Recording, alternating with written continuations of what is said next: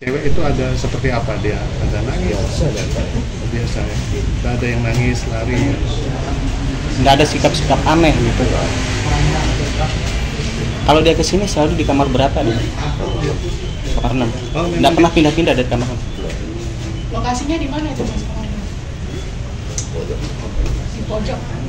Kalau pada saat pembayaran dibeli, dia yang membayar atau biasanya perempuannya yang bayar? Cewek. Cewek. Tapi setiap kesini Agus selalu nomor 6 ya? Kalau yang Mas lihat udah berapa kali Agus kesini Mas? Iya, kita pas sampai 5 kali ya paling. Dengan perempuan yang berbeda ya Mas ya? Dalam jangka waktu berapa? 5 sampai Itu mungkin mingguan ya. jam satu minggu. Iya. 5 sampai 6 per minggu gitu. Tidak ada ya. Ibu bantah tuh ya. Saya sudah speak up juga. Pada dasarnya iya si Agus memang sering datang ke sini, orangnya nggak hampir setiap hari gitu. Memang sering ke sini, tapi bukan langganan bukan ya? Kalau langganan sih enggak, dia banyak di banyak tempat, bukan di sini aja kan. Cuman pas kejadian kan di sini. Dia kesini tuh sama cewek atau? Berbeda Pak. Cewek yang berbeda gitu. Dalam seminggu berapa kali? Hampir setiap hari. Anak saya. Bu, ada ibu ngelihat ada yang janggal tak setiap Agus kesini? Ya, emang ada yang janggal. Kemarin ada yang nangis, yang nyata-nyata yang saya lihat tuh yang pakai alma mater biru, kalau nggak salah yang sama kayak dia tuh nyata-nyata saya duduk di sana di bapak polisi tuh. Itu nangis. Pas keluar. Setelah keluar dari kamar.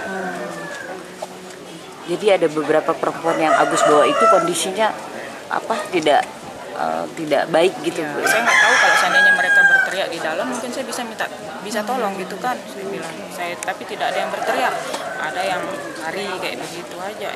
Yang itu yang saya lihat.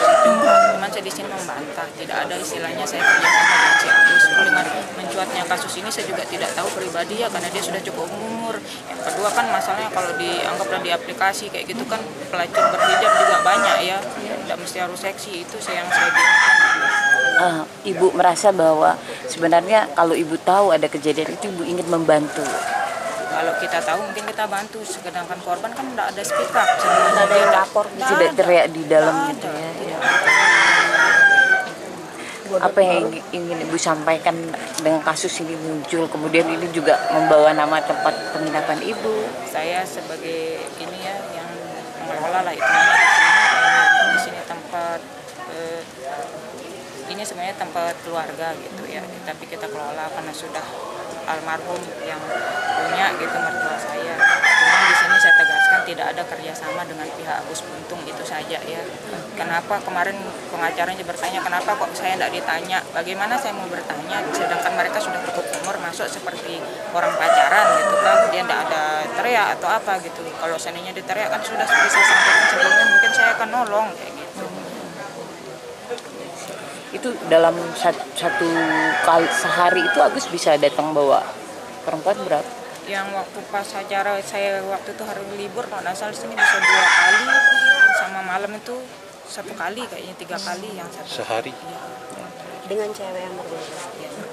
Itu dia yang bayar? Dia nggak punya tangan kan, pasti yang dia minta tolong. Nah nggak tahu sih kalau yang Siapa yang punya uang saya pribadi nggak tahu. Tapi yang jelas perempuan yang menyerahkan uang gitu. Enggak, lewat pegawai saya entah dia ngasih lewat pegawai. Dapat informasi tidak soal apa rekonstruksi, kemudian mereka diinformasikan apa yang terjadi di rekonstruksi kan? Iya, korban tahu bahwa hari ini ada rekonstruksi memang, tapi mereka tidak hadir ya, korban yang melapor tidak hadir.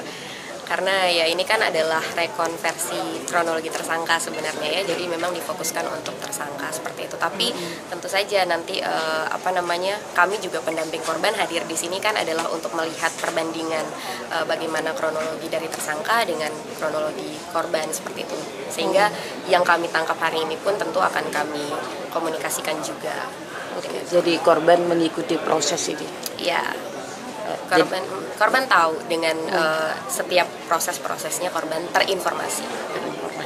Jadi nanti kemudian pendamping dari hasil rekonstruksi ini akan akan membicarakan lagi dengan korban, iya, melihat beberapa adegan yang tidak sesuai. Iya, iya. seperti itu. Tapi memang sejauh ini kan yang kami bisa tangkap tadi hanya sampai di parkir motor dan membayar ya, karena di dalam kami tidak boleh mengikuti.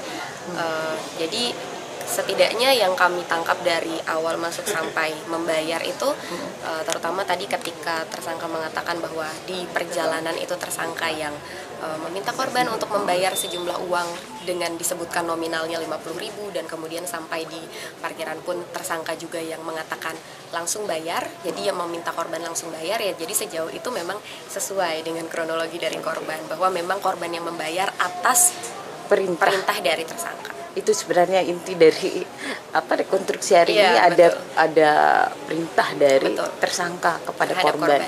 Fokus terhadap penyidikan yang sudah menjadi dalam pemberkasan proses penyidikan kita.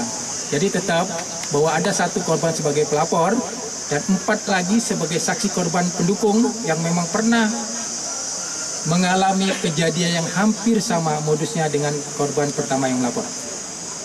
Jelas pasti ada dari kita agenda di 28 yang kita agendakan rekonstruksikan mengembang jadi 49 pasti ada. Nah, ini menjadi bahan perbandingan nanti di persidangan nanti karena berkembang, karena ini versinya tersangka. Kita akan mengakomodir dari versi tersangka, tidak mungkin kita menghalangi.